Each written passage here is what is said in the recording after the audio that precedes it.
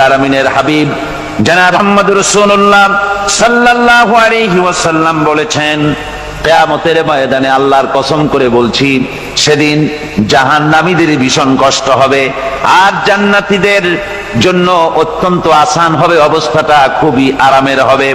নবীজি বলেন, এক ফরজ নামাজ, এক ওয়াক্ত ফরজ নামাজ আদায় করতে যে সময়টুকুন লাগে, কিয়ামতের মাঠের এই সময় এত বড় বিরাট লম্বা সময় জান্নাতীদের জন্য এরকম হালকা হয়ে যাবে। সুবহানাল্লাহ।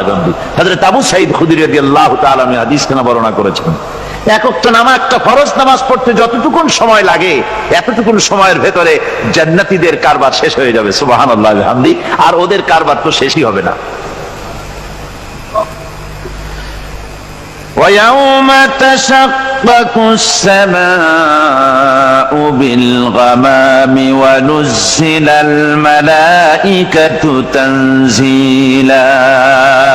ওরা ফেরেশতা দেখতে চায়। সেদিন আসমান সমূহ বিদীর্ণ হয়ে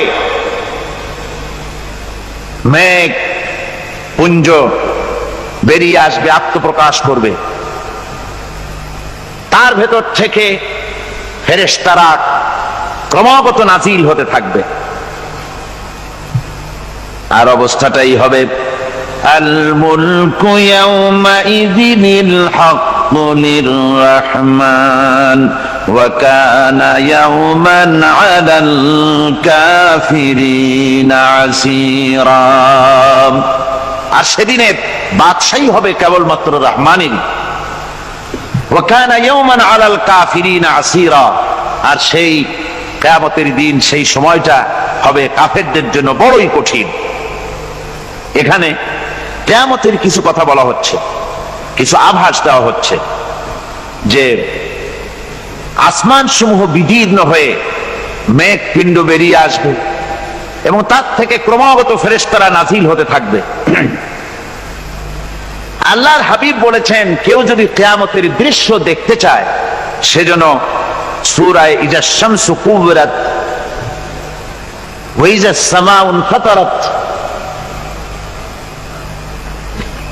ইজা সামাউ শাক্কাত, এই সূরাগুলি যেন পড়ে, তাহলে কিয়ামতের দৃশ্য তার চোখের সামনে প্রতিভাত হবে।